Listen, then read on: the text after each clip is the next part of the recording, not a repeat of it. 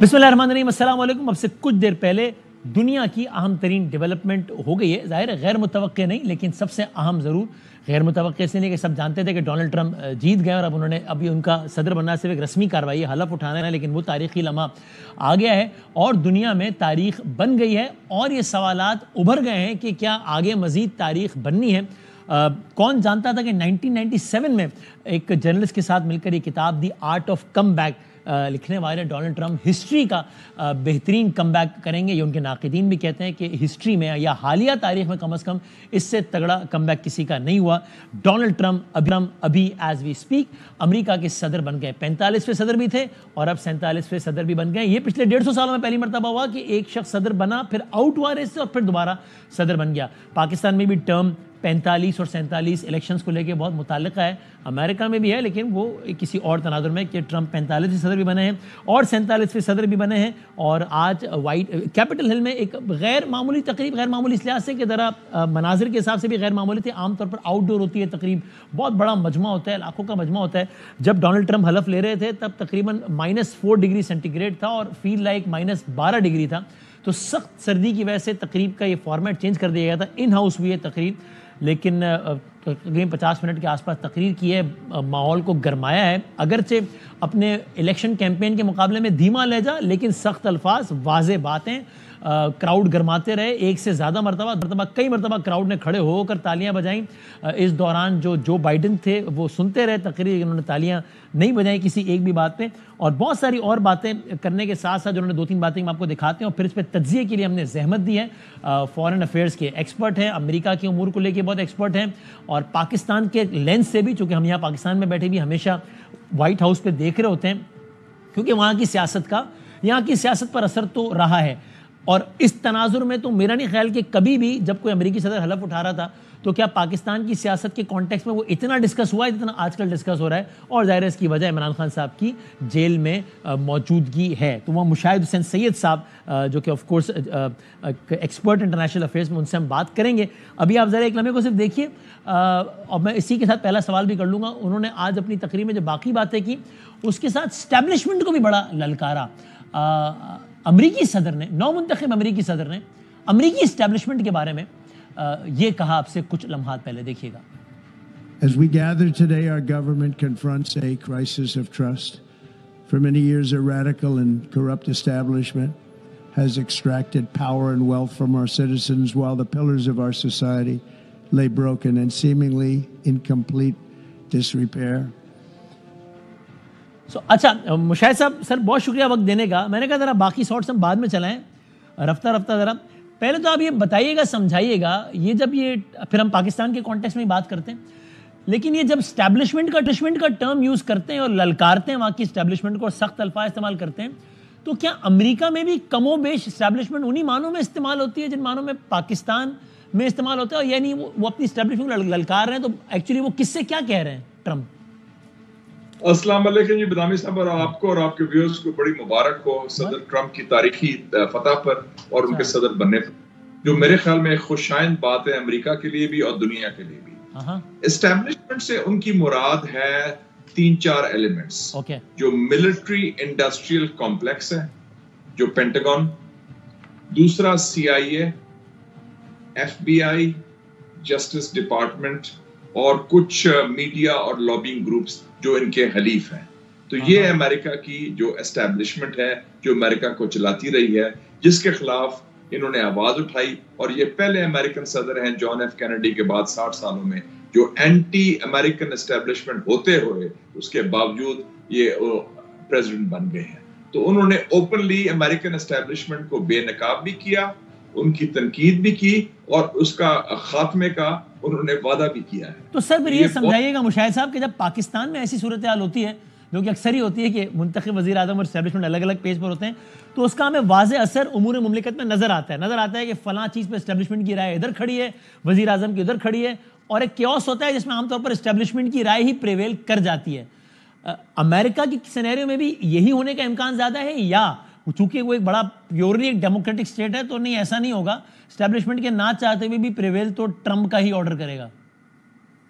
ایک چیز نوٹ کر لیں بدامی صاحب کہ انہوں نے باتیں جو کی ہیں ہم بھی ادھر کرتے ہیں. اس نے کہا کہ میں آزادی رائے اور میڈیا کی فریڈم بحال کروں گا.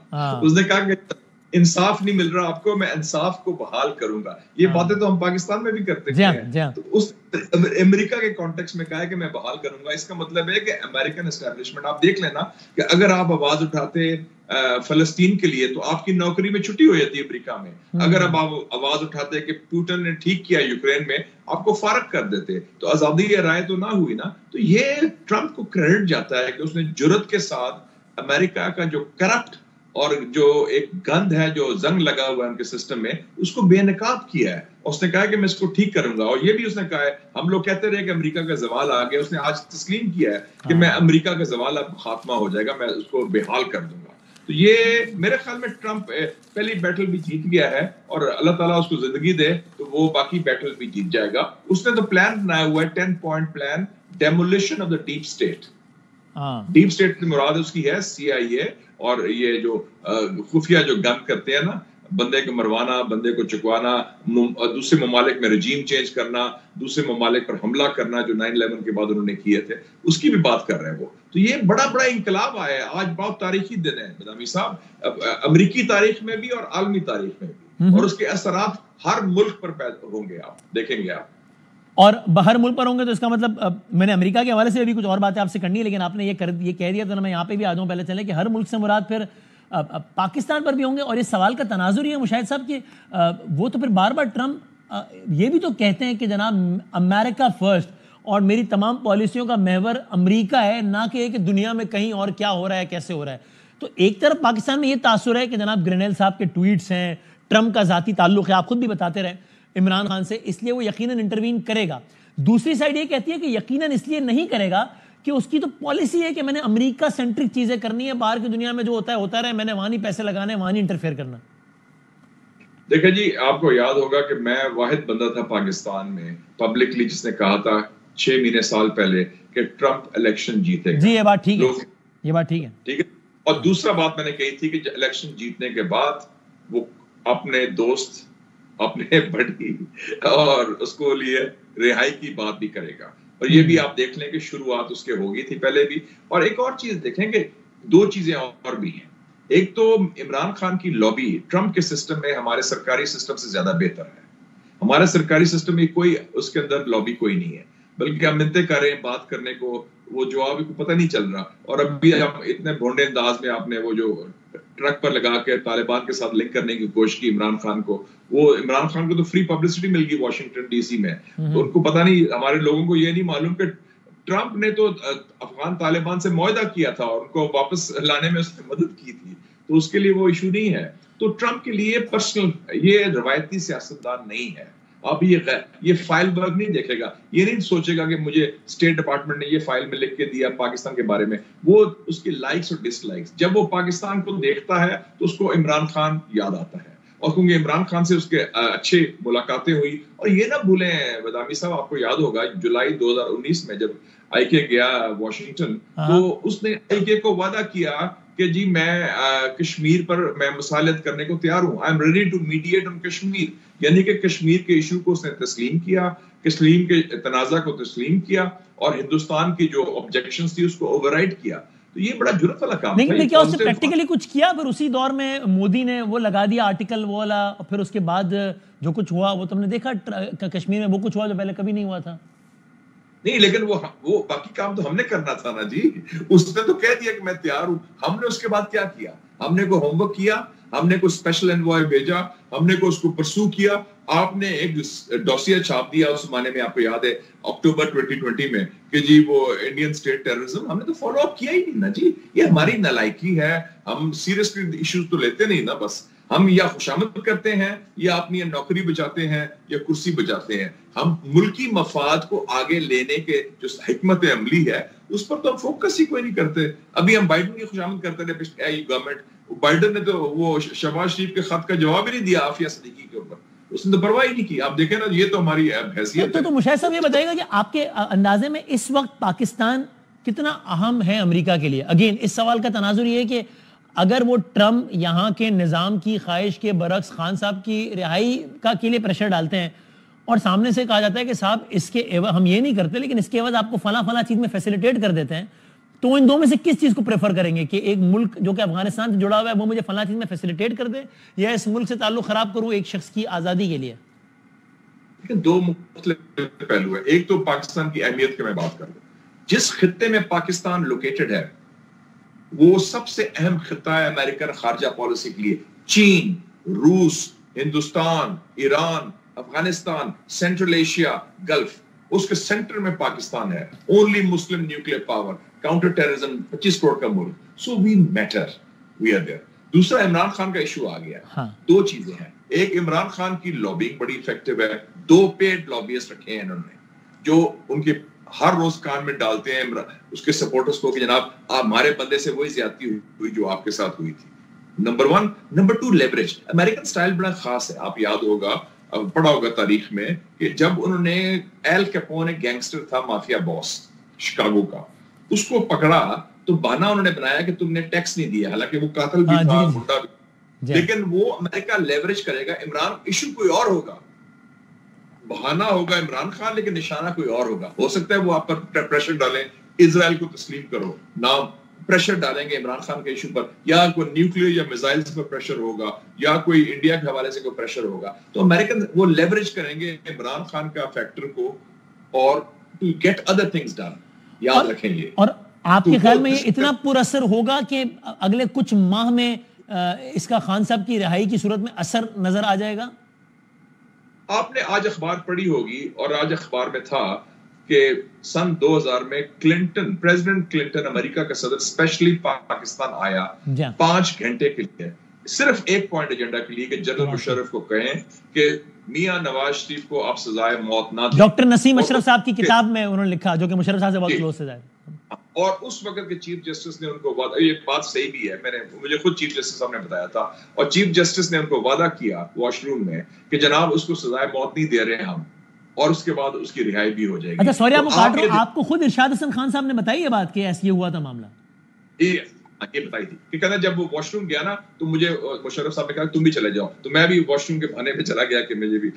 تو اس واش روم میں اس نے ایک ایشورنس دے دی کیونکہ یہ اوپنلی نہیں کہہ سکتا تھا. تو یہ ارشاد صاحب نے خود مجھے بتایا تھا بائی دی وے، یہ بات صحیح ہے. تو انہوں نے وعدہ کیا تھا کلنٹن کو. تو آپ یہ دیکھ لیں کہ امریکن صدر پاکستان آتا ہے 25 سال پہلے ایک اپنے یار نواز شریف کی رہائی کے لیے، اور رہائی اس کی ہو بھی گئی. آپ کو یاد ہے اس نے کنسورشیم بنایا سعودی عرب، یو اے ای، قطر کا، ان کو آرڈر دیا کہ آپ نے، میرا لاسٹ ڈے ان آفس ہے 20 جنوری 2001، اس سے پہلے میرا دوست جو ہے نواز شریف وہ رہا ہونا چاہیے. اور لوگ کہتے تھے ناممکن ہے، 13 سازش کیس ہو گیا ہے، پھانسی ہو سکتی ہے، یہ ہو سکتا ہے. آپ نے دیکھا وہ 13 سعودی عربیہ کا آیا 747 میاں صاحب کو لے کے چلا گیا. کیا بناتا ہے 13 سازش کیس کا؟ وہ توشہ خانہ، 13 اقامہ، یہ سب یہ عارضی چیزیں. مشاہد صاحب اگر میں اسی مثال کو لوں تو یہ بالکل ہوا کہ میاں صاحب جو سلاخوں کے پیچھے تھے، ایک دن اخبار کی ہیڈ لائن لگی تھی 21 سال کے لیے نااہلی، ایک دن عمر قید، تیار فیسیلیٹیٹ کیا. کتنی سارا کچھ کیا بنا ان سے. لیکن مشاہد صاحب یہ ہوا نا کہ مشرف صاحب کا رجیم ڈسٹرب نہیں ہوا، وہ اگلے 8-9 سال تک اقتدار میں رہے. میاں صاحب کو بھی اقتدار نہیں ملا بلکہ زبابندی کرنی پڑی. 10 سال کا وعدہ کیا، 5 سال بعد وعدہ توڑ دیا، 5 سال چپ رہنا پڑا. یوں ایک بیچ کا رستہ نکالا گیا جس میں اس کی حکومت رہ گئی، ان کا جیل سے جانا نکل گیا. تو یہ بیچ کا رستہ نکالا گیا نا. ان کو نواز شریف صاحب اقتدار میں تو نہیں آ گئے مشرف صاحب کو گھر بیچ کے. تو یہاں بھی ایسا کوئی بیچ کا رستہ نکلنے کا امکان ہے کہ جہاں خان صاحب کو کہا جائے بس آپ خاموش ہو جائیں، فی الحال آپ کی رہائی فیسیلیٹیٹ کر دیتے ہیں، حکومت یہی چلے گی؟ دیکھیں جی، میں صرف یہ کہہ رہا ہوں کہ امریکن پریزیڈنٹ کے مداخلت کے بعد میاں صاحب کو ریلیف ملا اور رہائی بھی ملی. ہمارے ہاں ایک مثال آپ کے سامنے 25 سال پرانی ہے. تو اگر 25 سال پہلے یہ ہوا تھا ایک فوجی حکومت میں تو اب کیوں نہیں ہو سکتا؟ اور دوسرا اس کا طریقہ ورک آؤٹ ہو سکتا ہے وہ کہیں کہ ٹھیک ہے we have the mother of all deals, آپ ایک کولنگ آف پیریڈ کی ضرورت ہے، صوبوں کی حکومتیں چلتی رہیں، سینٹرل گورنمنٹ میں ہم ٹیکنوکریٹ گورنمنٹ لے آتے ہیں، بنگلہ دیش ماڈل لے آتے ہیں، 2 سال کولنگ آف پیریڈ رکھیں، لوگ سب ٹھنڈے ہو جائیں، عمران خان کو ریلیف مل جائے، باقی سیاسی قیدی بھی رہا ہو جائے، اور پھر اللہ خیر صلی اللہ آگے بڑھے چلیں گے. تو اگر ریلیف بھی مل جاتا ہے اور اس قسم کا سپیس دی جاتی ہے، کیونکہ صوبوں میں ہر پارٹی کو موقع ملا ہوا ہے، سندھ، پنجاب، خیبر پختونخوا میں ہر ایک کی گورنمنٹس ہے، تو اس میں کوئی فارمولا ورک آؤٹ ہو سکتا ہے. اور میں ہو سکتا ہے کہ پریزیڈنٹ ٹرمپ خود گارنٹر بن جائے. Okay, I will guarantee I'll guarantee this. Imran Khan will behave and the regime in Pakistan will behave, or they'll keep their word. کیونکہ ایک دوسرے کا فقدان ہے نا اعتماد کا آپس میں, تو وہ پورا کر سکتا ہے. He can be the deal maker. وہ تو شوق ہے اس کو. اس وقت ٹرمپ کا انٹرسٹ ہے کہ جب میں 4 سال کے بعد ریٹائر ہوں تو میں نوبل پیس پرائز میرے ہاتھ میں ہو, کہ میں امن لے کے آیا ہوں, لوگوں کو اکٹھا کیا ہے, لوگوں کو جوڑا ہے. یاد رکھیں یہ اس نے کہا تھا I will end all wars. اس نے تقریر میں کیا کہا ہے, I will end all wars. ہر جنگیں میں ختم کروں گا. چاہے تو اس میں سیاسی جو جنگ ہو رہی ہے پاکستان کے اندر پچھلے 3 سالوں سے, اس کا بھی خاتمہ اس میں شامل ہو سکتا ہے. بلکہ میں اگر دکھاؤں وہی چیز جو انہوں نے اپنی ایک تو کہ اپنی فوج کے بارے میں کہی کہ بھائی میں میک شور کروں گا کہ ہماری پولیٹیکل تھیوریز اور اس چکر میں استعمال نہ ہوں, اور جو ان کا اصل کام ہے سرحدوں کی حفاظت اس تک محدود رہے. اور پھر دوسری وہ والی بات دی کہ اس نے کہا ہمارا تو کامیابی کا پیمانہ یہ ہوگا کہ ہم دیکھیں کہ ہم نے کتنی جنگیں ختم کی ہیں اور کتنی جنگوں میں کودے ہی نہیں ماضی کے برعکس. پہلے ذرا فوج سے متعلق جو بات کی وہ ذرا ویورز کے لیے دکھا دیتا ہے. میں کوئک 10-11 سیکنڈ کا شارٹ دکھائے گا. And I will sign an order to stop our warriors from being subjected to radical political theories and social experiments while on duty. It's going to end immediately. یعنی اسی پہ آگے انہوں نے یہ بھی کہا کہ ان کا اصل کام ہے صرف وہاں تک وہ محدود رہیں. اور پھر یہ والی جنگ والی بات کہ جو انہوں نے کہا کہ کامیابی کا پیمانہ ہی میری یہ ہوگا. ذرا دیکھیں ایگزیکٹلی اس بارے میں بھی کیا کہا اس نے. Like in 2017, we will again build the strongest military the world has ever seen. We will measure our success not only by the battles we win, but also by the wars that we end, and perhaps most importantly, the wars we never get into. My proudest legacy will be that of a peacemaker and unifier. The hostages in the Middle East are coming back home to their families.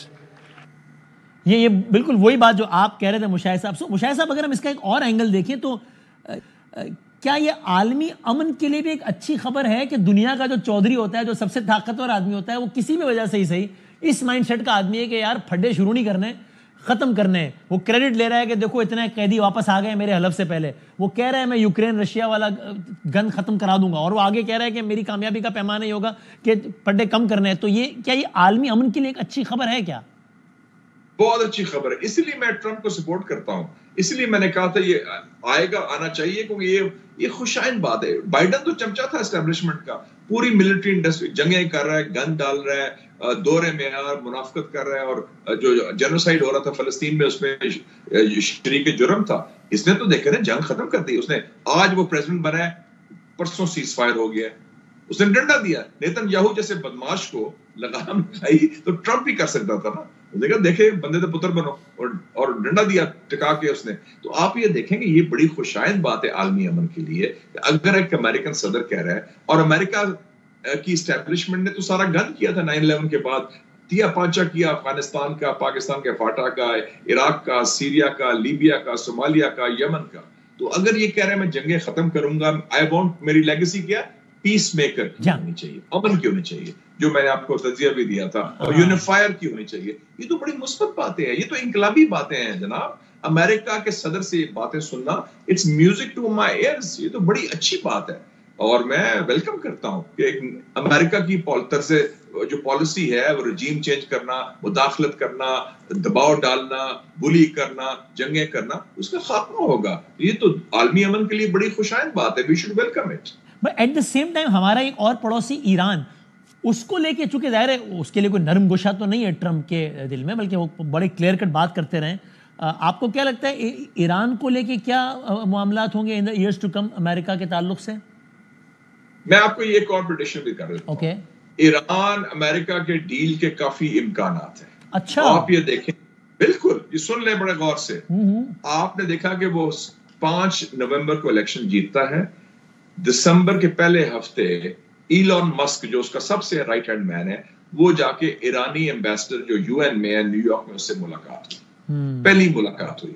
اور ایران میں جو میرا تجزیہ ہے, میرا مشاہدہ کہہ لیں کہ ایران کی جو حکومت ہے, بشمول ان کے جو رہبر ہیں, بشمول ان کے جو صدر ہیں مسعود پزشکیان, اور ان کے جو جواد ظریف نائب صدر ہیں, وہ بھی چاہتے ہیں امریکہ کے ساتھ نئی ڈیل ہو جائے. ایران پر بڑا دباؤ آیا ہے, ان کو اقتصادی پابندیاں ہیں, ان کو کافی دھچکا لگا ہے لبنان اور سیریا کے رجیم چینج سے, اور ان کے حلیف کو بھی دھچکا لگا ہے, حزب اللہ کو بھی. ایران بھی تیار ہے ڈیل کے لیے, اور میرے خیال میں ایران کے ساتھ ڈیل کے بڑے مواقع ہیں اور ڈیل کے کبھی امکانات ہیں. تو یہ میں آپ کو پریڈکشن دے رہا ہوں کہ یہ جنگ کے بجائے نیتن یاہو چاہتا تھا کہ ایران کے خلاف جنگ ہو, وہ چاہتا تھا رجیم چینج, لیکن یہ جو ٹرمپ ہے, یاد رکھیں کہ ٹرمپ از اے ون ٹرم پریزیڈنٹ, 4 سال کے بعد ریٹائر ہوگا, سیکنڈ ٹرم نہیں ہو سکتی. He does not owe anything to the Jewish lobby. اس کو کوئی خوف ہی نہیں کہ میں نے ری الیکشن پھر سے الیکشن لڑنا ہے, مجھے یہ خوشنودی چاہیے اسرائیلی لابی کی. ویسے بھی جوز نے اس کو ووٹ نہیں دیا ہے, 28% نے صرف دیا ہے. تو یہ آپ دیکھیں گے کہ ایران کے ساتھ بھی میرا اپنا مشاہدہ ہے کہ there is a very high chance of an American Iranian deal, جو ہمارے لیے بہت اچھا ہو جائے گا, ہمارے خطے کے لیے, کیونکہ ایران ہمارا ہمسایہ ہے, برادران ملک ہے, اور کشیدگی کم ہوگی. اور اس سے پہلے آپ نے دیکھا چین نے ایران اور سعودی عربیہ کی صلح تو کرا دی ہے, تو اب ٹرمپ بھی اب کرے گا. اور آپ کہہ رہے ہیں ہمارے لیے اچھا ہوگا ان دا سینس آلسو کہ ہمیں کبھی Iran Pakistan gas pipeline یا کچھ بھی کرنا ہو ایران کے تعلق سے, تو ہمیں سوچنا پڑتا ہے کہ امریکہ نہ, صحیح کہہ رہا ہوں میں, وہ پابندیاں, yes exactly you got it right, کہ جو پابندیاں because of American Iran relation میں کشیدگی کی وجہ سے ہمیں نقصان ہو رہا تھا نا, کہ ہم آگے نہیں بڑھ سکتے تھے, ہم تجارت نہیں کر سکتے, ہم پائپ لائن نہیں بنا سکتے. تو اگر ان کی نارملائزیشن ہوتی ہے, ڈیل ہوتی ہے, تو ہمیں تو بڑا فائدہ ہے, ہم پر بھی دباؤ کم ہوگا اور ہمارے ایران سے تعلقات بھی بہتر ہوں گے, اور اس خطے میں ایک نارمل تعلقات ہو جائیں گے ہمسایہ گری کے ساتھ, اور یہ بڑی خوشائند بات ہے. سر یہ بھارت کے تناظر میں کیا کہیے گا؟ مودی نے اب سے تھوڑی دیر پہلے جب ٹرمپ تقریر کر رہے تھے اس دوران ہی مودی اور شہباز شریف صاحب دونوں کے ٹویٹس آئے ہیں 4 منٹ کے فاصلے سے. مودی صاحب کہتے ہیں Congratulations my dear friend President Trump on your historic inauguration as the 47th of the United States. I look forward to working closely together once again to benefit both our countries and to shape a better future for the world. Best wishes for a successful term ahead. Congratulations my dear friend. اور پھر شہباز صاحب نے tweet کیا ہے 4 minute بعد, My warmest congratulations to Donald Trump on his assumption of office as the 47th President of the United States of America. I look forward to working with him to strengthen the enduring Pakistan-US partnership. کیا کہیے گا یہ بھارت ایران تعلق, بھارت امریکہ تعلق لے کے, یا Modi Trump تعلق کو لے کر؟ یہ مودی ٹرمپ کا ہے ایک ریلیشن شپ, اور وہ ان کا اچھا تعلق ہے, اور اس میں کوئی ڈاؤٹ نہیں. اور دوسری بات ہے کہ ٹرمپ کے انتظامیہ میں انڈین لابی یا پرو انڈین لوگ کافی ہیں. یہ ایک چیلنج ہوگا, لیکن یہ نہ بھولیں کہ it's not taken for granted. آپ 2 ایشوز دیکھ لیں. ٹیرفز پر الیکشن کے بعد اس نے کیا کہا کہ میں میکسیکو, کینیڈا اور انڈیا پر ٹیرفز لگاؤں گا. انڈیا کا نام بھی لیا اس نے. دوسرا بات ہے الیگل امیگریشن. چائنا کو بھی تڑیا لگاتے ہیں. illegal immigration, بدامی صاحب پچھلے سال 2024 کے فگرز دے رہا ہوں, 1 لاکھ ہندوستان کے باشندوں نے کوشش کی امریکن سے illegally انٹر کرنے کے لیے تھرو میکسیکو. تو اتنا, کیونکہ ان کے یوتھ میں 45% تو انمپلائمنٹ ہے, یہ بھی بڑے. اور H1 ویزا جو بند کر رہا ہے اس کا بینیفیشری 50% تو ویزے انڈینز لیتے تھے. تو انڈیا کو یہ تو بڑا نقصان ہوگا. تو انڈیا کو جو فری پاس مل رہا تھا, کھلی چھٹی دے رہا تھا بائیڈن, وہ کھلی چھٹی ٹرمپ نہیں دے گا, لیکن اس کا ضرور ایک جو تعلق مودی سے ہے اس کا تعلق پاکستان میں کسی لیڈر سے نہیں ہے. یہ پرابلم ہے, اور وہ صرف عمران خان کے. تو یہ ایک انڈیا کو ایک ایڈوانٹیج ہے, لیکن اتنا بھی ہم مایوس نہ ہو, کوئی ناٹ کٹ اینڈ ڈرائیڈ. آپ اپنا کیس دیکھیں, میں واشنگٹن رہا ہوں 4 سال, مجھے پتا ہے Washington D C is a marketplace of ideas. آپ اپنا پروڈکٹ بیچیں. ہمارا پروڈکٹ از پاکستان اور state, not government, not a party, not a regime, کہ ہم اس کو اور کسی کے خلاف بات کریں کہ جی اینٹی عمران اور پرو دس. آپ پاکستان کی بات کریں تو آئی تھنک اگر ہم جاندار طریقے سے, انٹیلیجنٹ طریقے سے, کریٹو طریقے سے, دانش مندی اور دلیری کے ساتھ اپنا موقف پیش کریں تو ہمارے لیے اسپیس کریٹ ہوگی, کیونکہ Trump will listen to us. Trump is friendly towards Pakistan. Sir domestically تو مجھے لگتا ہے, آپ correct me if I am wrong اور ڈس ایگری, کہ ایک تو وہی آپ صحیح بات ہے, کینیڈا میں ہم جا کے دیکھیں تو کتنا زیادہ انڈین وہاں پر گیا ہے, اور وہاں پہ ٹروڈو نے جو کچھ پھر ہوا انڈیا کے ساتھ جو ان کا معاملہ وہ تو الگ. لیکن امریکہ کی جو ڈومیسٹک ایشوز ہیں اس میں مجھے ایسا لگتا ہے کہ جو سب سے پہلے اور فوری طور پہ جس ایشو پہ حالیہ تاریخ کا, امریکی تاریخ کا سب سے بڑا کریک ڈاؤن ہوگا, وہ یہ غیر قانونی تارکین وطن کو لے کر ہی ہوگا. اور ایسا ہوگا کریک ڈاؤن جو شاید سے پہلے نہیں ہوا ہے. یہ آپ کو بھی ایسا لگتا ہے کہ وہ ایک بڑا سخت وہاں پہ ہاتھ پھرنے والا ہے, ریگارڈلیس کسی بھی نیشنلٹی کا ہے کوئی بھی ہے؟ ہاں, اس کا یہ فوکس ہے, اس میں نیشنلٹی کا ایشو نہیں ہے.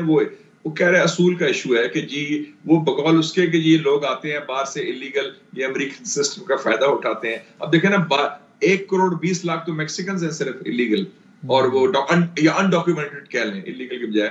ان کے بچے شاید امریکن سٹیزن ہیں لیکن خود نہیں ہیں، تو وہ اس پر وہ کریک ڈاؤن ضرور کرے گا. اس نے وعدہ کیا ہوا ہے، اور وہ بارڈر پر بھی اس نے کہہ دیا میں بار لگاؤں گا، بارڈر کو روک دوں گا، فوج کو اس میں استعمال کر سکتا ہے. تو وہ پہلا ایشو اس کا امیگریشن بھی ہوگا باقی ایشوز کے ساتھ ساتھ. اور جو بائیڈن کی پالیسیز ہے اس کا ریورس کرے گا ٹوٹلی. اور اس نے یہ بھی کہا کہ جو ڈرگ کارٹیلز ہیں اس کو میں فورن ٹیررسٹ آرگنائزیشن ڈکلیئر کر دوں گا. یہ تو بڑی اچھی بات ہے. میکسیکو کے ڈرگ گینگز ہیں، مافیا گینگز ہیں، اس کو کہتا ہے میں ان کو دہشت گرد ڈکلیئر کر دوں گا. تو اس کی کئی بڑی انٹرسٹنگ پالیسیز ہیں، اور وہ کہتا ہے میں امریکہ کی میں دفاع کروں گا. اس لیے امریکن عوام میں اس کی امپیکٹ ہے کہ وہ سچی باتیں کر رہا ہے. وہ کہہ رہے ہیں امریکہ میں تو ہم مسئلے نہیں حل کر سکتے، وہ آگ لگی ہے لاس اینجلس میں اس کو بھی ٹھیک نہیں کر سکتے، تو ہماری نالائکی بھی ہے، ہمارا system is broken and establishment is corrupt. تو یہ گن جو ہے نا کہتا ہے کلین اٹ اپ.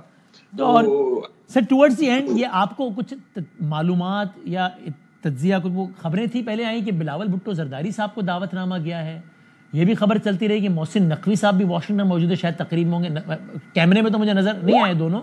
یہ کیا ہے، کوئی علم ہے آپ کے؟ دیکھیں جی دعوت نامہ کسی پاکستانی کو نہیں کیا. اچھا. دعوت نامہ اس خطے میں ہندوستان کے وزیر خارجہ کو گیا تھا، جے شنکر، جو ادھر موجود ہے.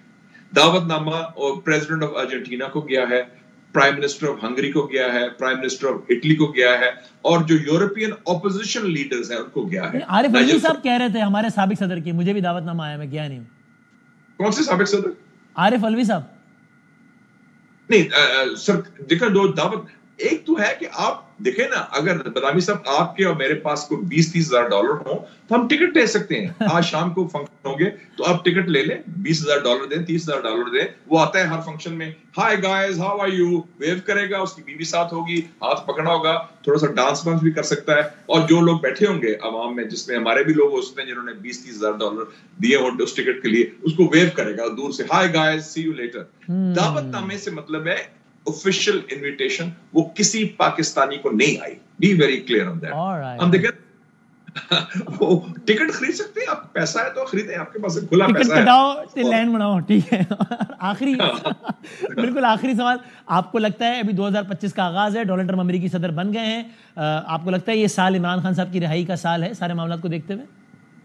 2025 پاکستان میں تبدیلی کا سال ہے، ریکنسیلیشن کا سال ہے، اور عمران خان کی رہائی کا سال ہے. All right, thank you sir, thank you very much for your. جناب مشاہد سعید صاحب، عالمی امور، ریجنل امور، داخلی امور، خارجی امور، سب پر ایک سیر حاصل گفتگو ہم کر رہے تھے. ایک بریک لیتے ہیں. برادرم جناب حامد رضا صاحب ترجمان ہیں مذاکراتی کمیٹی کے، دائرہ پاکستان تحریک انصاف کا اہم جزو ہیں. بہت ساری باتیں ہیں جو ان سے پوچھنی ہیں. ایک بریک، چھوٹے سے بریک کے بعد 1 منٹ میں ہم آ رہے ہیں دوبارہ اور حامد رضا صاحب سے کچھ معصومانہ سوالات کرتے ہیں.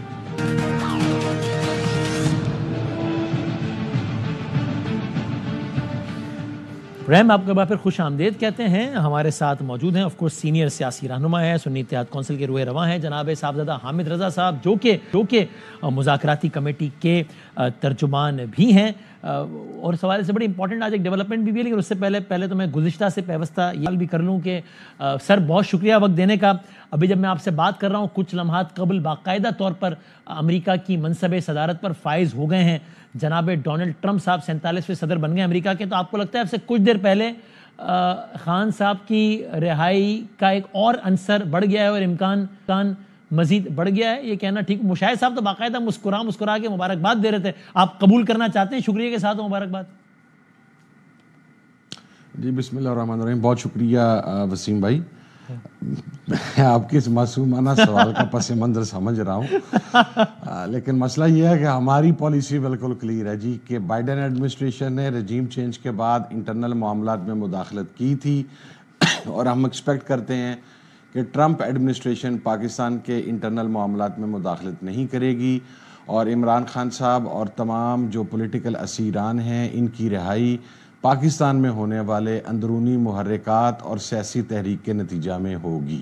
اچھا، تو آپ کا وہ جو بیان تھا کہ ہمارے مسکرانے کے دن آ گئے، اس کو اگر کوئی 20 جنوری کے تناظر میں لے رہا تھا تو غلط تھا، اس کا اس سے کوئی تعلق نہیں ہے. سر ناٹ ایٹ آل. میں نے کیٹیگوریکلی وسیم بھائی 2 چیزوں کے ساتھ اس کا تعلق تھا. اگر آپ دیکھیں میں ایک پروگرام میں جس میں یہ آیا تھا فوراً بعد میں آپ ہی کے پروگرام میں آیا تھا جب میرا ٹویٹ آیا, تو 2 چیزیں سر میں کلیئر کر دوں. نمبر 1 یہ تھا اس مسکرانے کی وجہ کہ جس عمران خان کے نام پر کاٹا لگایا گیا تھا اور جس کا نام لینے پر پابندی تھی, جس کے پارلیمنٹیرینز کو یہ کہا گیا کہ آپ کی سیاست ختم ہو گئی, اور کچھ ہم جیسے لوگوں کو یہ کہا گیا کہ آپ کے پاس شاید اب اس ملک میں باقی رہنے کا مارجن بھی نہ رہے. اسی عمران خان کی مذاکراتی کمیٹی کے ساتھ پھر مذاکرات شروع کیے گئے. تو بینگ اے پولیٹیکل ورکر یہ میرے لیے سب سے پہلی وجہ تھی مسکرانے کی. اور دوسری وجہ آف کورس کہ عمران خان صاحب is coming out, and I still stand to my words that he is coming out. یعنی اگلے 6 مہینے میں عمران خان صاحب باہر ہیں, سال 2025 ان کی رہائی کا سال ہے. سر کدھر 6 مہینے تک لے گئے ہیں, 2-3 مہینے کی بات کریں وسیم بھائی. اچھا میں نے تو اس لیے پہلے 6 مہینے کیا کہ 2025 کہہ دیا کہ آپ کہیں گے بھائی جان اب کوئی بچوں کا کھیل تھوڑی ہے کہ 6 مہینے میں رہائی ہو جائے. آپ تو یہ کہہ رہے ہیں کہ 6 مہینے تو بہت دور کی بات ہے, 2-3 مہینے کی بات کریں انشاءاللہ. سر آپ بھی یہیں پہ ہیں, میں بھی یہیں پہ وسیم بھائی. پریڈکشن ہے نا سر, ہاں صحیح, انالیسز ہے میرا, کچھ انفارمیشن کی بنیاد کے اوپر, کچھ مشاہدات کی بنیاد کے اوپر, اور کچھ پھر ان تمام چیزوں کو اکٹھا کر کے تو ہم چیزوں کو انالائز کرتے ہیں. تو کچھ مشاہدات کی بنیاد پر اور کچھ ملاقاتوں کی بنیاد پر بھی ہے آپ کی پریڈکشن؟ ہاں, ملاقاتیں بغیر کسی وجہ کے تو نہیں ہوتی وسیم بھائی. ہاں وجہ تھی نا, وہ افغان امور, سیکیورٹی ایشوز, یہ وجہ تھی ظاہر ہے. جی بالکل بالکل بالکل, بس وہی وجہ کہ آپ رہنے دے تو کافی ہے سر, وگرنہ پھر مزید اضطراب پیدا ہو جائے گا. لیکن میں دیکھیے ایک معاملہ یہ ہوا کہ عاصم منیر صاحب گئے پشاور, وہاں کے سیاسی عمائدین سے ملاقات ہوئی. ہمیں یہ پتہ چلا اس وقت کہ جناب گوہر صاحب بھی اس میں بیٹھے ہیں. گوہر صاحب پہلے تردید کرتے رہے کہ میں نہیں ملا ہوں, پھر خان صاحب نے صحافیوں سے کہہ دیا کہ یہ ملے ہیں, تو گوہر صاحب بھی مان گئے کہ میں ملا ہوں. گوہر صاحب کی گفتگو سے تاثر ملا کہ جس میں کس طرح سیکیورٹی ایشوز کے علاوہ بھی کچھ بات ہوئی ہے. سیکیورٹی ذرائع سے تردید آ گئی کہ ایسا کچھ نہیں ہے. پھر آپ نے کہا کہ اگر میں پروٹوکول کی وجہ سے زیادہ باتیں بتا نہیں رہا, اگر میں ملاقات کی تفصیل بتا دوں تو لوگ بڑے پریشان ہو جائیں گے. آج یہ ہوا ہے حامد صاحب, اور آپ سنیے گا, افواج پاکستان کے ترجمان نے یعنی کہ DGISPR نے باقاعدہ بات کی ہے کہ ملاقات کا پس منظر کیا تھا. وہ دیکھیے انہوں نے کیا کہا. عاصم منیر صاحب والی ملاقات جو بیرسٹر گوہر صاحب بھی تھے اس میں, اور علی امین گنڈاپور صاحب اور دیگر افراد بھی تھے, دیکھیے انہوں نے کیا کہا. پشاور میں بات کر رہی ہیں, that meeting was focused on the security because there is a security situation in KPK. تو فوج بیٹھے گی, وہ کوئی پولیٹیکل میٹنگ تو نہیں تھی کہ وہاں پہ کوئی سیاست ڈسکس کی جا رہی. That is purely focused on that aspect on which the army is playing a very important role in the KPK, and we have a security situation جو آپ کی دہشت گردی کی اور فتنہ الخوارج کی جو وہاں تھریٹ ہے, جو مینیفیسٹ بھی ہوتی رہتی ہے وہاں, اس کا کوئی سیاسی تعلق نہیں ہے, اس کا کوئی سیاسی رنگ نہیں. ابھی جو آپ پشاور میں بات کر رہی ہیں, that meeting was focused on the. آپ اس بات پہ ابھی بھی قائم ہے اپنی کہ کچھ اور گفتگو ہوئی تھی, آپ اس بیان سے اتفاق کر رہے ہیں؟ نہیں, میں اتنی بات صرف کہوں گا جی کہ میں DGISPR صاحب کو امتحان میں نہیں ڈالنا چاہتا جی. انہوں نے آپ کو ڈال دیا ہے, تو انہوں نے بات کر دی, آپ تردید یا تصدیق کر دیں. چلیں لیٹ دا مومنٹ کم نا وسیم بھائی. آپ اس کی تردید بھی کرنا نہیں چاہ رہے, حالانکہ کریں گے تو لائیو جائے گی, ایسا مسئلہ نہیں ہے. نہیں, میں سر تردید اس کی کیوں کروں. تردید یا تصدیق یا تائید کا حق حاصل ہے بیرسٹر گوہر صاحب کے پاس جو ملاقات میں موجود تھے. ایک بات تو ہے ملاقات ہوئی, اس کو ہم اون کرتے ہیں. اب جو چیزیں خان صاحب نے کہہ دیا پھر اون کیا, ورنہ پہلے اون نہیں کر رہے تھے. پہلے گوہر صاحب بار بار کہتے کوئی ملاقات نہیں, کوئی ملاقات نہیں, اس کے بعد اون کیا. چلے سر کر تو لیا نا, جب خان صاحب کو پتہ لگا تو اس کے بعد اون کر لیا. ظاہر ہے گوہر صاحب نے بھی پہلے خان صاحب کو جا کے بتانا تھا نا وسیم بھائی. اور یہ جو آپ کہہ رہے ہیں ملاقات ہوئی جس کو ہم اون کرتے ہیں, یہ کوئی الگ سے ان 3 حضرات کی ملاقات ہوئی ہے جو سیاسی عمائدین سے ملاقات ہوئی, اس میں بہت سارے لوگ تھے, ایمل ولی صاحب, حافظ نعیم صاحب, یہ اس ملاقات کی بات ہو رہی ہے؟ یار وسیم بھائی, میرا خیال آپ یہ چاہتے ہیں کہ جس طرح مذاکرات کے تیسرے دور کے بعد ایک پریس کانفرنس ہوئی تھی نا, اسی طرح کی پریس کانفرنس آج پھر رات گئے ہو جائے یا کل ہو جائے, تو تھوڑی دیر انتظار کر لیں سر. میں تو کانٹینٹ بھی نہیں پوچھ رہا ہوں, خالی پوچھ رہا ہوں کہ الگ سے ہوئی تھی یا با جماعت ہوئی تھی, آپ اس میں بھی کامنٹ نہیں کر رہے. سر اگر میں نہیں کر رہا تو آپ خود سمجھ لیں وسیم بھائی. نہیں کر رہے تو ہوتا ہے میں سمجھ لوں کہ ہوئی تھی ملاقات الگ سے. آپ سمجھ سکتے ہیں بالکل. صحیح سمجھ رہا ہوں؟ میں نے کہا جی بالکل آپ صحیح سمجھ سکتے ہیں, صحیح سمجھ رہے ہیں شاید. یار پھر آپ نے شاید, چلو آپ نہیں بتانا چاہ رہے تو اچھا. اب یہ مذاکرات پہ آئیے. یہ ٹھیک ہے کہ عرفان صدیقی صاحب نے خود اپنے اکاؤنٹ سے ٹویٹ کر کے کہہ دیا ہے کہ جناب یہ جو خبریں زیر گردش ہیں یہ غلط ہے, لیکن اس کے بعد بھی مسلسل تمام ٹی وی چینلز پر ذرائع سے تکرار کے ساتھ یہ خبریں چلنا کہ جناب پی ٹی آئی نے جو مطالبات رکھے ہیں خاص طور پہ نومی کمیشن, یہ غلط مطالبہ ہے, کمیشن نہیں بن سکتا. ظاہر آپ کو ایک میسج کمیونیکیٹ ہو رہا ہے نا, اور اس سے پہلے پریس کانفرنس بھی آپ کے ذہن میں جس میں کہہ چکے ہیں رانا ثناء اللہ صاحب کہ یہ بادی نظر میں کمیشن نہیں بن سکتا. عرفان صدیقی صاحب کہہ چکے ہیں کہ جناب یہ تو چارج شیٹ ہے, اور آج ذرائع سے خبریں. تو آپ کو نہیں لگتا کہ حکومت نے آپ کو آفیشیلی نہیں لیکن ماحول بنا ہی دیا ہے کہ بھائی جان نہیں بنا رہے کمیشن؟ سوری سر, میں آپ کو آفیشلی, چونکہ میں تو اپوزیشن کی مذاکراتی کمیٹی کا سپوکس پرسن بھی ہوں نا سر, جی وہ ان آفیشلی بات کر رہے ہیں. میں آپ کو آفیشلی بتا دیتا ہوں پلیز. وہ اگر کمیشن نہیں بنا رہے تو کوئی مذاکرات نہیں ہو رہے, کوئی اگلا راؤنڈ نہیں ہو رہا. ایز سمپل ایز دیٹ جی. یعنی اگر چوتھی ملاقات میں انہوں نے کہہ دیا کسی بھی وجہ سے کہ کمیشن نہیں بن سکتا تو بس وہ آخری ملاقات ہے, پھر پانچویں نہیں ہے پھر؟ نہیں نہیں نہیں نہیں نہیں نہیں نہیں نہیں نہیں نہیں وسیم بھائی, اگر تو چوتھی ملاقات مشروط ہے. اگر حکومت کمیشن بنانے کا اعلان کرتی ہے اور اس پر پرنسپلی ہمارے مطالبے سے ایگری کرتی ہے تو ٹی او آرز کے تعین کے لیے ہم حکومت کے ساتھ ایک میٹنگ اور کر سکتے ہیں. لیکن کوئی جواب الجواب لینے کے لیے, یا وہ جو ہمارا ایک انتہائی کیا کہتے ہیں اس کا کمپریہنسو ڈاکومنٹ تھا, اب اس کا سیخ پاس جواب سننے کے لیے ہم کو چوتھی میٹنگ کے موڈ میں نہیں ہیں سر. اچھا, یعنی آپ نے تو اور میری بات کو اور وہ کر دیا کہ آپ کہہ رہے ہیں چوتھی ملاقات بھی اس وقت ہوگی جب یقین دہانی ہو کہ کمیشن بن رہا ہے. یہ سننے کے لیے نہیں بیٹھیں گے کہ جناب نہیں بن سکتا. بالکل نہیں بن سکتا تو پھر ملنا ہی نہیں ہے, چوتھی بھی نہیں. ہاں بالکل نہیں, چوتھی میں بھی نہیں ملنا جی. اگر نہیں بن سکتا تو بس جو آخری ملاقات ہونی تھی وہ ہو گئی جی.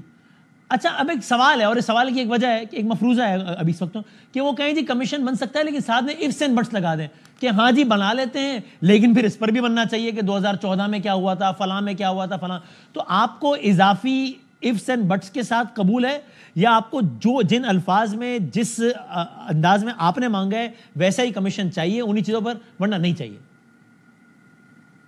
نہیں, سو بسم اللہ, اگر وہ 2014 کے اوپر جانا چاہتے ہیں تو we will start onwards from General Musharraf زیرا کہ ایک سزا یافتہ شخص کو کس کی اجازت کے ساتھ ماورائے آئین و قانون سزا معاف کر کے ملک سے بھاگنے کی اجازت دی گئی, تو وی ول اسٹارٹ فرام دیر. افتخار چودھری کی موومنٹ سے اسٹارٹ کریں گے, پھر اپنا 2013 میں سارا مرحلہ آئے گا, پھر بہت سارے دھرنے اس کے اندر آئیں گے. صرف ہمارا دھرنا نہیں آئے گا, یہ جو 2014 کا ہمارا دھرنا تھا, مجھے آپ یقیناً اسی کی طرف اشارہ کر رہے ہیں, اس کے بعد بھی کچھ دھرنے ہوئے ہیں, پھر اس کی طرف بھی بات جائے گی جی. ایفز اینڈ بٹس کے ساتھ اگر وہ 2014 تک جانا چاہتے ہیں تو 2014 کے پیچھے جانا کو آئینی طور پہ جرم تو نہیں ہے. پھر ہم تھوڑا پیچھے سے آ جائیں گے تو بسم اللہ کر رہے ہیں. اصغر خان والا کیس بھی اندر ہی لے آئیں گے, آئی جی اے سے پیسے کس نے پکڑے تھے. صحیح ہے. تو حامد صاحب بظاہر تو یہ لگ رہا ہے, ایک بات میں سمجھ نہیں آ رہی, ذرا سمجھائیں نا, کہ بھئی مذاکرات کا معاملہ کوئی بہت سموتھلی تو آگے نہیں چلنے والا. گورنمنٹ کی ٹون آپ بھی بالکل کلیئر ہیں یہ وہ. تو اگر مذاکرات کا معاملہ آگے نہیں چلنا تو پھر آپ کے لیے حالات کیسے بہتر ہونے ہیں جس کے لیے آپ بہت پر امید ہیں؟ پھر سڑکوں پر دمادم اسکلندر ہوگا وسیم بھائی, اور سوچ سمجھ اور توقعات سے بڑھ کر ہوگا. سڑکوں پہ تو پہلے بھی ہو چکا ہے, ایک سے زیادہ کسی نے سوچا نہیں ہوگا. سر 26 کو جو گولی جو ایک ہی دفعہ ہونا تھا, اب دوبارہ نہیں ہوگا وسیم بھائی. تو آپ پھر اس احتجاج مذاکرات کی ناکامی کی صورت میں ہونے والے تاریخی احتجاج کے نتیجے میں خان صاحب کی رہائی کا یقین ہے آپ کو؟ سر ظاہر ہے ہم نے تو نہیں نہ کرنا, ہم تو سڑکوں کے بندے ہیں, ہم تو سڑکوں پر آئیں گے سر.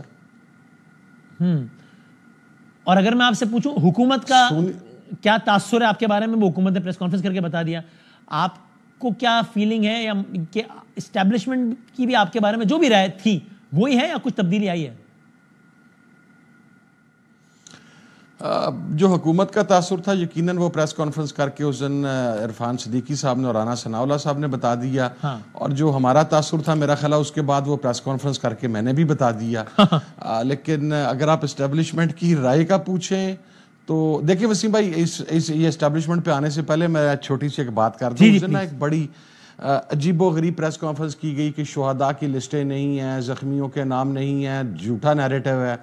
اب میں نے ایگزیکٹ 30 منٹس کے بعد پریس کانفرنس کر کے شہداء کے نام with there I days with their fathers نیم میں نے ڈسکلوز کیے.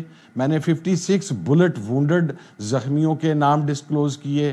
اس کے بعد حکومت غائب ہوگی. سمپل سی چیز ہے سر, آپ کو ہم قاتل سمجھتے ہیں اپنے لوگوں کا, قاتل خود ہی منصف نہیں ہو سکتا.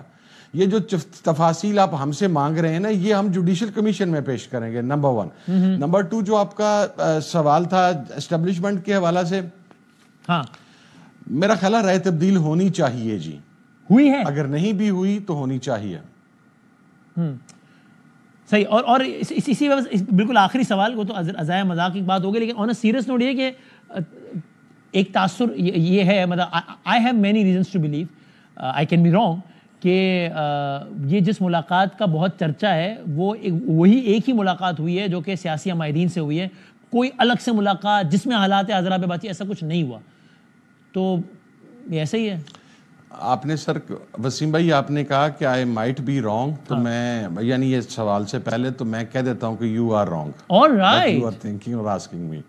آپ دوٹوں کا آپ نے بتا دیا, بس ٹھیک ہو گیا. ٹھیک ہے, تصحیح کا شکریہ جی, بہت نوازے جناب صاحب زیادہ صاحب بات کر رہے تھے, اور وہ ہماری اس رائے پہ کہتے ہیں کہ آپ کی رائے غلط ہے, یو آر رانگ, جس کا مطلب یہ کہ وہ یہ کہہ رہے ہیں کہ نہیں, ملاقات ہوئی ہے, الگ سے بھی ہوئی ہے, اور اس میں بہت ساری باتیں بھی ہوئی ہیں. لیٹس سی, وہ خود ہی کہہ رہے ہیں کہ ٹائم ول پروو.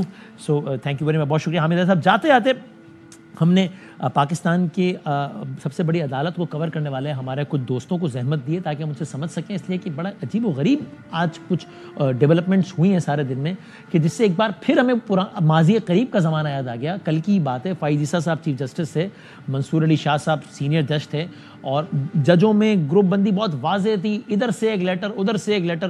پھر یحییٰ آفریدی صاحب جب آ گئے تو یہ خیال ظاہر کیا لوگوں نے کہ اب کم از کم اتنی خلیج نہیں رہے گی. آج کچھ ایسی ڈیولپمنٹس ہوئی جس سے یہ سوال اٹھ گیا کہ کیا پھر معاملہ اسی طرف جا رہا ہے کہ جہاں پر بڑا کلیئر کٹ منصور علی شاہ صاحب فلاں فلاں فلاں, یحییٰ آفریدی صاحب فلاں, یہ ایسا کچھ ہو رہا ہے معاملہ. یہ ایکسپرٹیز جن کی ہیں انہیں سے پوچھتے ہیں, اور جو جج صاحبان کی باڈی لینگویج بھی دیکھ رہے ہوتے ہیں سالوں سے ساری, ان سے پوچھتے ہیں. جناب ثاقب بشیر صاحب ہیں ہمارے ساتھ, عمران وسیم صاحب ہیں, راجہ محسن اعجاز ہیں, میں تینوں کا بہت شکر گزار ہوں.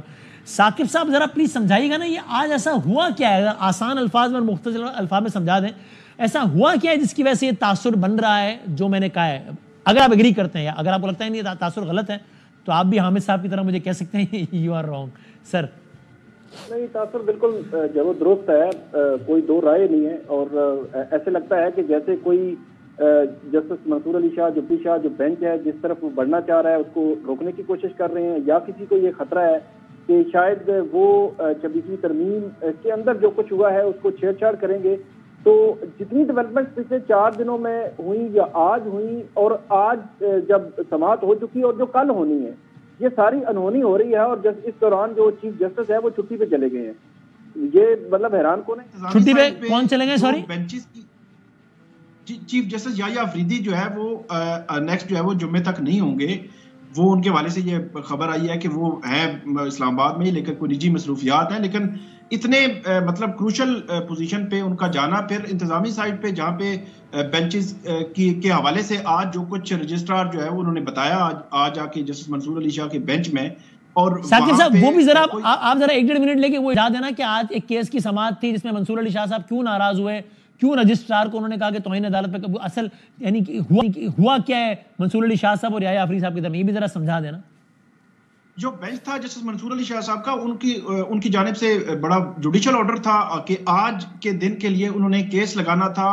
جو پرانا بینچ تھا جس میں جسٹس عرفان سادات تھے, جسٹس عائشہ اور جسٹس منصور تھے, اور وہ 191 کے حوالے سے کہ اختیارات کیا وہ واپس لے سکتے ہیں جو نئی جو 26ویں ترمیم ہوئی ہے. تو یہ ایک بالکل آپ کے کہیں کہ 26ویں ترمیم سے لنک ایک معاملہ تھا جس کو وہ دیکھنے جا رہے تھے.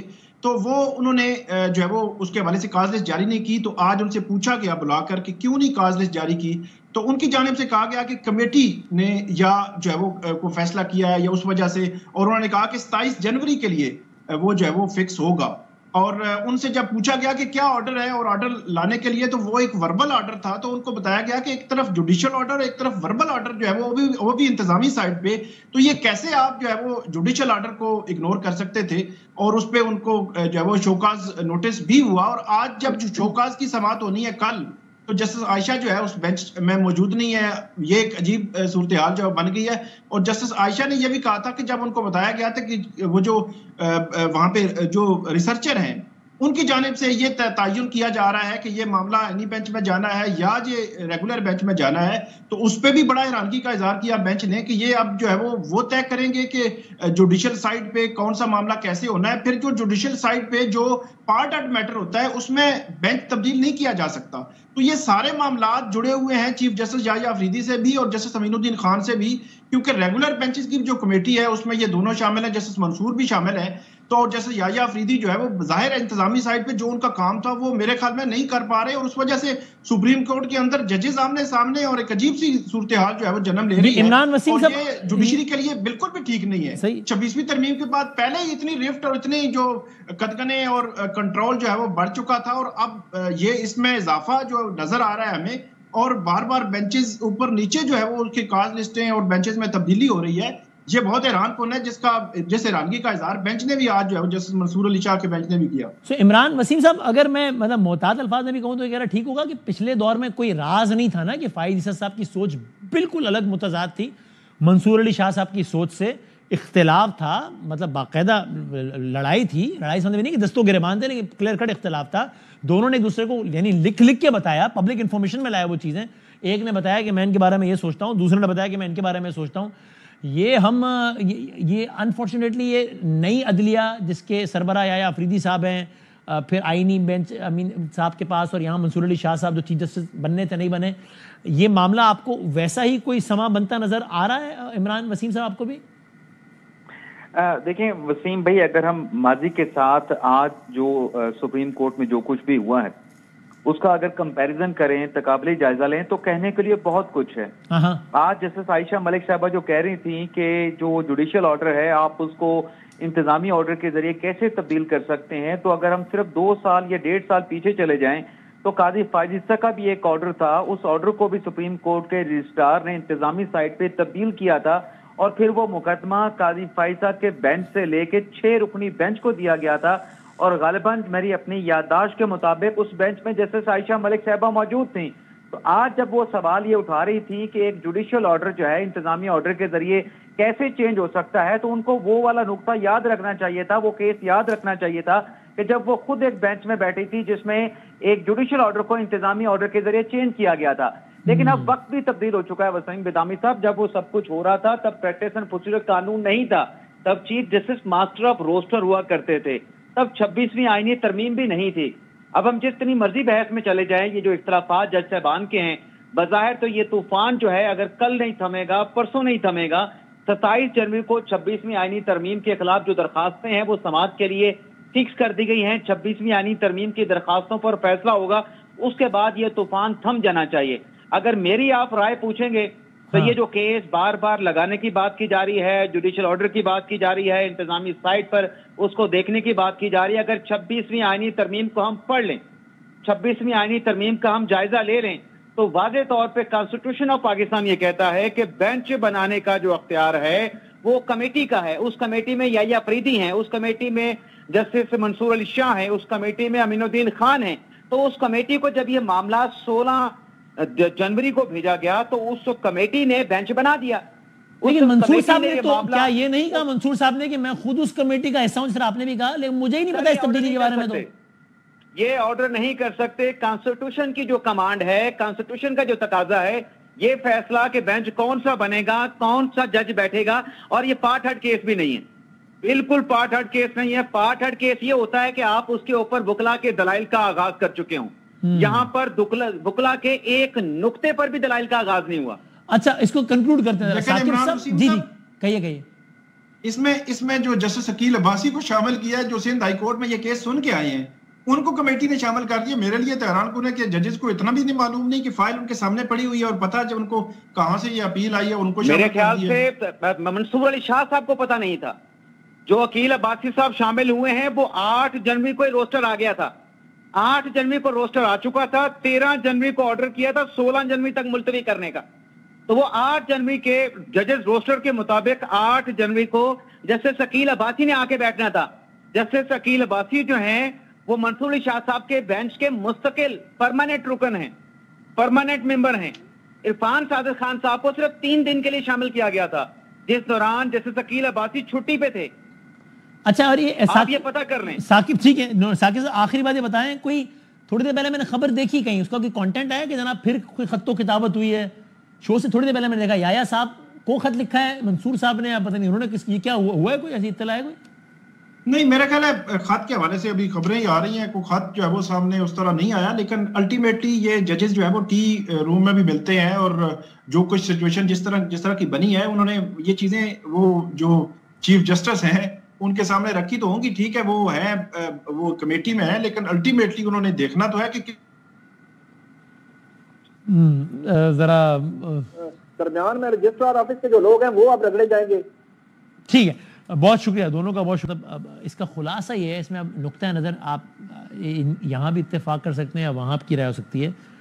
انفارچونیٹ بات یہ, خلاصہ اس کا یہ ہے کہ all is not well among Supreme Court ججز, اور ماضی قریب میں جو ایک خلیج بالکل واضح ہو گئی تھی, ٹو سے دا لیسٹ ایسا لگ رہا ہے کہ ویسے ہی کسی ماحول کا آغاز ہمیں یہاں پر بھی نظر آنا شروع ہو گیا ہے. دیکھتے ہیں آنے والے دنوں میں کیا ہوتا ہے. زندگی صحت رہی تو کل ملیں گے انشاءاللہ. اللہ حافظ.